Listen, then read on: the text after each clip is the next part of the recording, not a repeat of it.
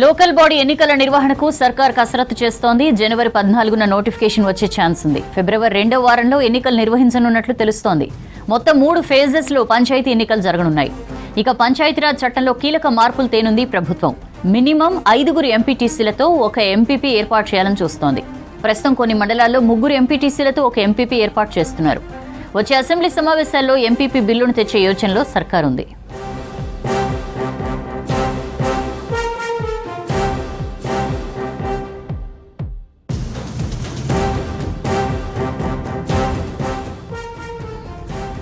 Local body elections నిర్వహణకు సర్కార్ కసరత్తు చేస్తోంది. జనవరి 14న నోటిఫికేషన్ వచ్చే ఛాన్స్ ఉంది.